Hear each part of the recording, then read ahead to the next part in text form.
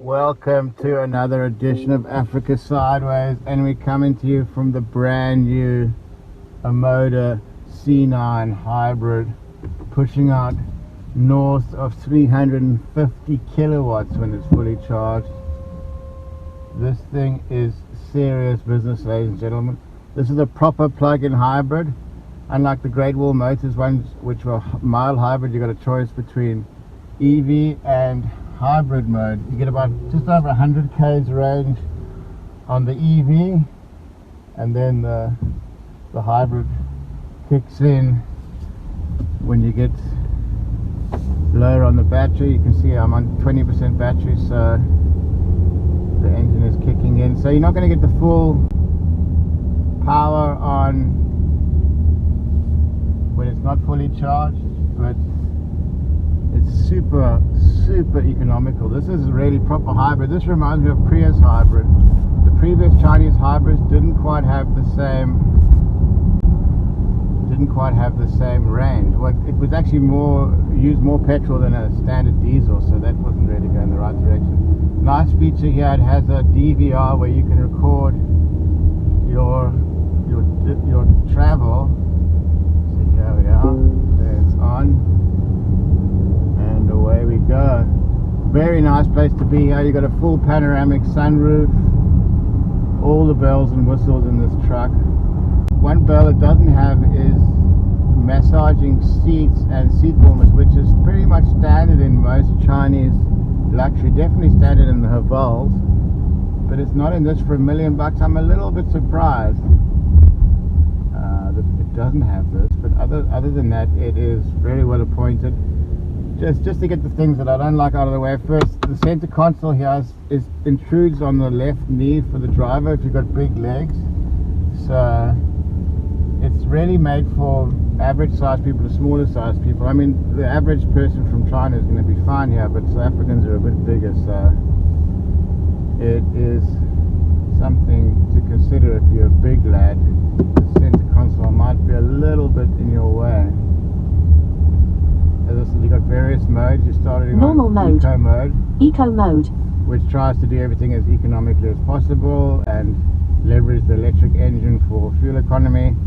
Then you get normal mode. It's a bit loud when the lady says normal mode, but at least it doesn't tell you what mode you're in every time you get in the car like some other cars do. And then you've of course got sport mode, which jacks the kilowatts up to I was reading in the car magazine something like 400 kilowatts, but it doesn't feel like 400 kilowatts. Probably because it's the extra weight with a hybrid, but it is quick. But it's, yeah, I would like to get this car in a dyno to get a conclusive idea of exactly how much power this has. Yeah, okay, let's give it a little juice up the hill. Can't do it, yeah, but it's snippy. I mean, that's in sport mode. You'll still do a 0 to 100 under 6 seconds without fully charged. I did notice when I first got the car and it was charged up to the eyeballs, the back of the car was sitting down like a rodeo horse, and it does feel like it's got a lot of power. There we go. Yo. It's all happening, ladies and gentlemen. The handling's good, but it's not sports car handling, so as a result they've governed it to 190, which makes sense. It's still an SUV, which is a little bit top heavy compared to a standard car, so to speak. But for towing, I think this thing would be phenomenal. I've had this car for a week and I've still got 400 kilometers of range on this thing, and it will easily do 1,000 k's. And because it's a hybrid, it's actually almost more economical in the city than on the highway. If you're driving conservatively, you can get 5-6 k's per 100, which for a car this size is quite banging, I'd say. So they've done a lot right. It doesn't beep as much as most other Chinese cars that I've come across, which I find to be a nice touch. It lets you get on with it. Also, the buttons here are manual buttons for the different settings, which I always appreciate. A lot to like here. Okay, Off we go again, ladies and gentlemen. 0 to 100 time. Yo. That is sharpish, ladies and gentlemen. That is proper quick. Also, this car is one of the few Chinese cars that actually you can, once you put an indicator like that, you can easily get it back to the center. So in a lot of ways, also this thing doesn't have an on-off switch nor a handbrake. It's an automatic handbrake. You can't move the car until your seatbelt's on. So your seatbelt acts as the activator and deactivator for the handbrake. There's no on-off button. So if you're sitting in the car, you can't turn it off. It only goes off once you get out of the car and it locks. It does feel like a very futuristic vehicle. I get that when you step into this, you feel like this could be the future of motoring, with this fully automatic handbrake and no on-off switch. You could say it's quite an intelligent system. I think they can get away with no handbrake because this is a hybrid. So the car basically brakes itself. I was coming down Oakhoffsweg the other day, and the car. I didn't even need to apply brakes, and it's a steep hill coming down there. This is a good test for the braking ability of the hybrid system. This is probably the steepest road in Cape Town coming up down here. Let's see if the hybrid system can slow the car down sufficiently enough that you don't even need to use the brake.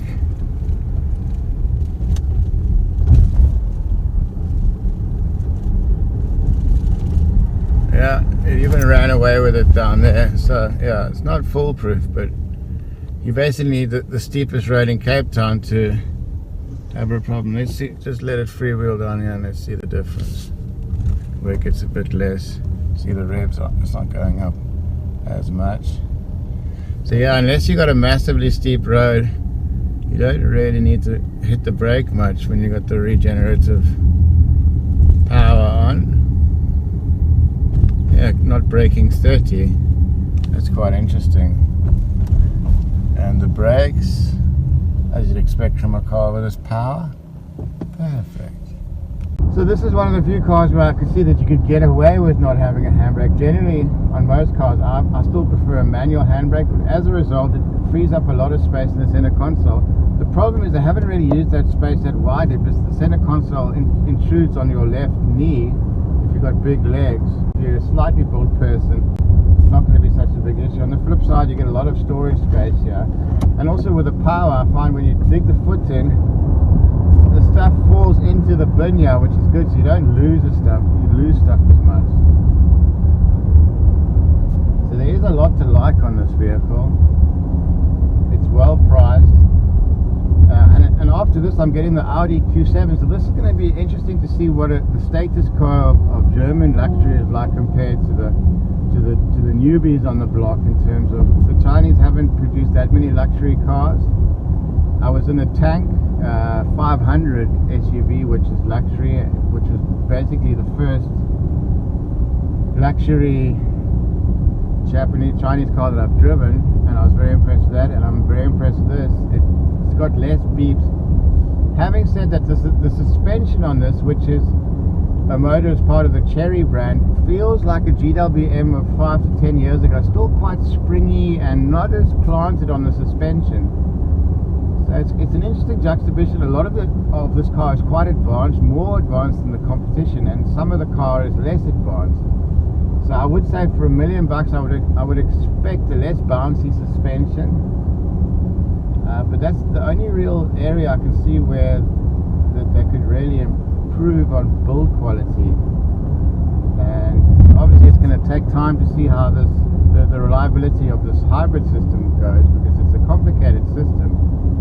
But they do give you long, extensive warranties on these Chinese cars. In terms of the skill level of the dealerships, that's something you need to do the research yourself on. But yeah, it drives very nicely. Proper cruiser. Visually, this is a stunning car. Great front end. Rims work really well, 20-inch rims. Michelin tires. They really have got the starting right on this car. They're coming for the ultra luxury SUV market. Quite a big slant on the back roof, which means your boot space is a bit compromised.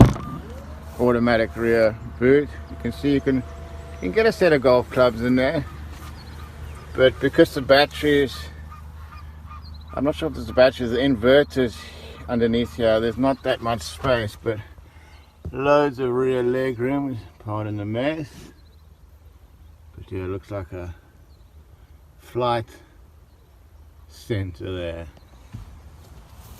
Cabin works really well. Ergodynamic vibes. One thing is that for a bigger person, they might hit their leg against this part, and it's quite a hard plastic. Handles well in the weight. It's got nice Michelin tires. That's wrapped proper like a chopper.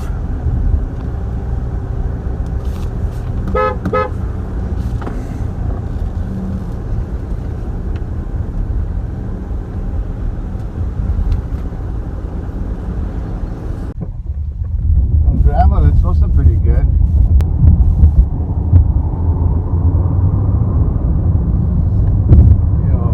So it's not a sports car, but it can get around.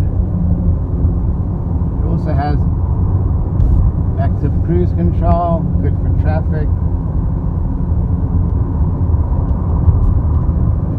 There's power, there's floor right there. Bang. Yo, that is racy, ladies and gentlemen. That is properly racy. Beautiful. So there you go. The Omoda C9 plug-in hybrid. You can charge this up at the charging station, obviously, but you get the range here. I love a hybrid because you've got 1,000 kilometer range on this car with a 70-liter fuel tank. That means it is sipping very frugally. It's claimed 1.7 liters per 100 fuel economy, but that's not going to get that in a real world situation. But I'm getting probably between 5 and 7 or 8 if you're driving fast on this. So you can drive the wheels of this thing and still get 8 liters per 100, which is very impressive. And this is new on the market. I can see them selling a lot of products here. The other hybrids haven't taken off, but there hasn't been a reason to get the hybrid because they're not more fuel efficient than the fossil fuel version. But this is the first Chinese car that I've seen that is a proper hybrid with the kind of benefits that you want from a hybrid. I was in the sort of the tank 500 bucky is like that. It's a hybrid, but you're getting 13 liters per 100. Sure, it's fast, but the diesel makes more sense here. On this one, this is going to be quite a bit more economical. This also comes in a 2-liter turbo version, which is going to be cheaper, so it can offset the saving in petrol, but you're not going to get that hit you in the back of the seat power. But I mean, the 2 liter is still pushing 200 kilowatts. So this has got a 1.5 liter turbo with the hybrid engine. So what would I get? Would I get this or the 2 liter turbo? To be honest, for cost of ownership, I'd probably go with the 2 liter turbo, which you're saving about 150,000 rand at least on the vehicle, which is quite a bit of petrol, and also there's less maintenance involved with that particular kind of car because it's only got the one engine, and that's a tried and tested 2 liter on that. I think the origins of it is a Mitsubishi 2 liter from the Evo. I mean, that's quite a nice lineage if you think about it.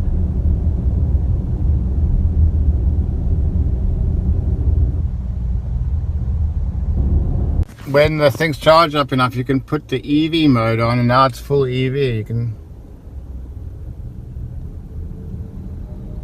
All you can hear is that little note it makes to warn people that you're coming through. Very civilized. So that shows you how much battery you got left. We've got 32 minutes of battery life left. When you got in hybrid mode, it charges itself up, so you're never going to run flat. At 100% you obviously get full power. I like this screen here. Pucker. Built-in dash cam. Beautiful. Wow. And it looks at home here in Camps Bay and the Larney areas. It's been turning a lot of heads, this truck. People are interested in it. Thank you, Omoda, for hooking Big Six up early. Sometimes I'm at the back of the queue, but not today. So, to sum it up, the pros are, for this level of luxury and speed and power, it's right at the top of the queue. In terms of beeping, it's not an annoying car like some other ones. And styling's good, looks cool, and I think you've got a 10-year million-K warranty with this. So yeah, you do have some good support, and as they sell more product, there's going to be more dealerships, more parts, and the Chinese, they've cracked the market. People weren't sure about should they get it, reliability, but it seems to the Chinese are getting embedded. People are having more faith in them. I'm seeing a lot of them in Cape Town. In Joburg I didn't see many Chinese cars, but down in Cape Town people are embracing the product, and they are getting on with it, ladies and gentlemen.